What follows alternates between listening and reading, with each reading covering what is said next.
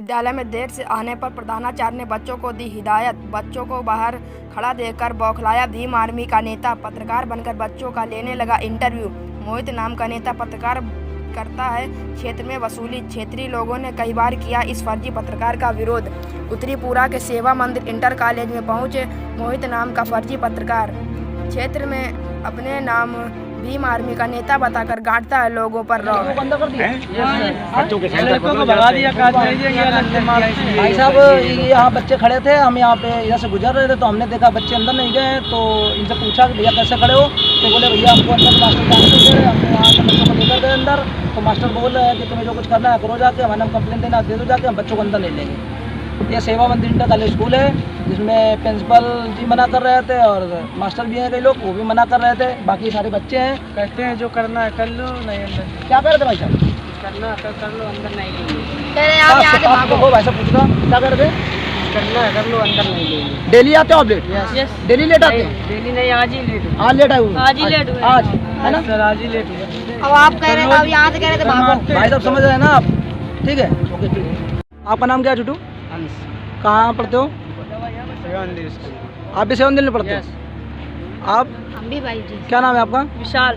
विशाल किस क्लास में पढ़ते हो? 9th में। आप? 10th B। आप? 10th B। कौन से क्या नाम है आपका? अविनाश। कौन से गांव से? मान्यवादा। आपका? सौर्य। कौन से गांव? ढलवा। आप? क्या नाम है?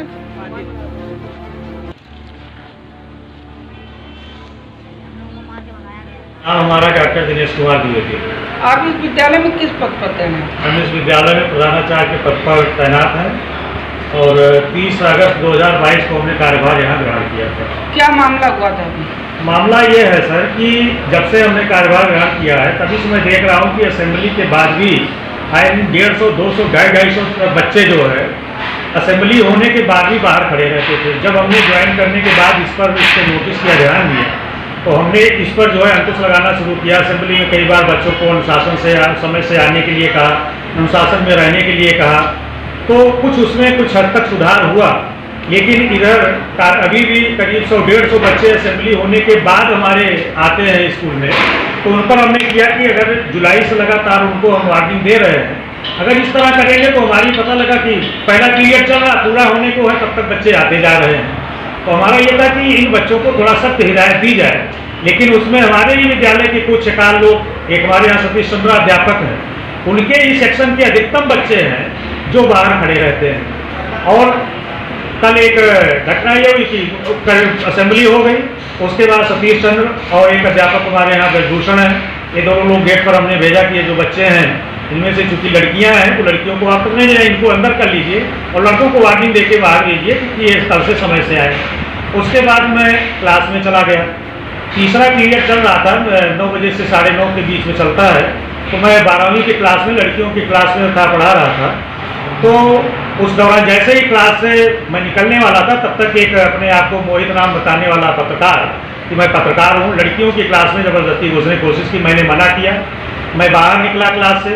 उसके बाद हमारे यहाँ के अध्यापक सतीश चंद्र ने ये कहा कि ये आप पत्रकार हैं, आपसे मिलना चाहते, बात करना चाहते हैं। हमने कहा क्या प्रकरण है?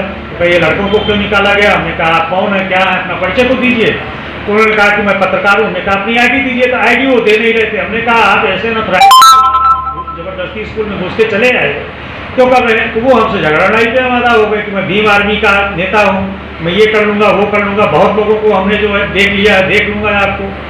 तो ये सब स्थितियाँ थी। अंतर चूँकि मैं 250 किलोमीटर दूर से हूँ, यहाँ पर अयोध्या से हूँ, अकेले रहता हूँ, तो सुरक्षा का भाव मेरे साथ रहता है, तो उस तरह का सहयोग नहीं, तो मैं भी उस तरह से नहीं उनसे पेश आ पाया। हमने कहा भाई ठीक है, आप जाइए, अभी यहाँ आज परिषदीय विद्यालयों का खेलकूद प्रतियोगिता हो रही है, आप बाद में आइएगा, फिर मैं आपसे बात करूँगा। लेकिन वो धमकी देते हुए और उसके बाद वो निकल गए, लेकिन अंत तक उन्होंने अपना परिचय पत्र हमको नहीं दिखाया। जो है ऐसी में वीडियो वायरल हुए हैं जिसमें बच्चों से वो बाहर बात कर रहे हैं और बगला रहे हैं उन्हें। अब सर बाहर तो कोई कुछ भी कर सकता है, बरगलाने वाले भी वही लोग हैं, बच्चों से मनमाफिक अपनी बातें उगलवाने वाले भी वही लोग हैं। बच्चों से हमने भी देखा है, तो उसमें वही प्रश्न कर रहे हैं जो बच्चे जो प्रश्न दोहरा रहे हैं। और ये जो मोहित नाम का शख्स था, जब कल आया था, तो जब हमसे अंदर कह रहा है कि मैं भीम आर्मी का हूँ और मैं देख लूंगा, ये कर दूंगा, वो कर दूंगा। हमने कहा भाई क्या देख लोगे, मैं तो नौकरी कर रहा हूँ, क्या देख लो, इसमें कौन सा मैं क्या रहा था, अपना पैसे तो आप दे नहीं रहे हैं और देख लेने की धमकी दे रहे हैं। और उल्टे फिर वो कहने लगा कि मैं SC/ST में जेल भिजवा दूंगा। बहुत प्रिंसिपल मैंने देखे, बहुत लोगों की मैंने ऐसी तैसी कर दी है।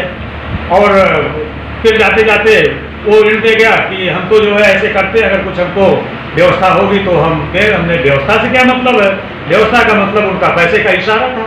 तो भाई मैं पैसा कहाँ से उनको दूँ? मैं यहाँ आए दिन उगाही करने के लिए, फिर बाद में मैंने पता लगा आए दिन ये इसका काम ही यही है, ये करते हैं। लिखित शिकायती पत्र दे रहे हैं क्या? मैं जो है कोतवाली प्रभारी बिल्लौर को मैं जो है आज प्रार्थना पत्र भेज रहा हूँ इस निवेदन के साथ कि उसके खिलाफ जो है अभियोग पंजीकृत करके और आवश्यक कार्यवाही की जाए। हमारे यहाँ देखिए सर, लगभग 1200 छात्र छात्राएँ पढ़ती हैं विद्यालय और करीब 8 हमारे यहाँ महिला शिक्षिकाएँ हैं। कोई भी अनधिकृत व्यक्ति इस तरह जबरदस्ती कोई भीम आर्मी का सदस्य बताते हुए, कुछ करते हुए अगर विद्यालय में जबरदस्ती घुस के चला है, उन लड़कियों के साथ कोई छेड़छाड़ होती, कोई घटना होती, यहाँ से लेकर उनके घर पहुँचने तक, उसकी जिम्मेदारी किसकी है? एक प्रिंसिपल होने की वजह से संस्था के वो हमारी जिम्मेदारी है। तो इसमें अगर हम कोई कार्यवाही नहीं करते हैं, आगे कोई ऐसी मिसहैपनेस होती है, ऐसी कोई दुर्घटना होती है, तो उसकी जवाबदेही किसकी होगी? तो प्रशासन से मेरा अनुरोध है, पुलिस प्रशासन से, कि हमारे प्रकरण को संज्ञान में लेते हुए इसमें उसके खिलाफ सुसंगत धाराओं में केस दर्ज करके और कठोर से कठोर कार्यवाही करें, क्योंकि जिससे फिर अनधिकृत रूप से संस्था में हमारे प्रवेश करके या अन्य किसी भी जगह किसी को इस तरह से वो परेशान ना कर सके।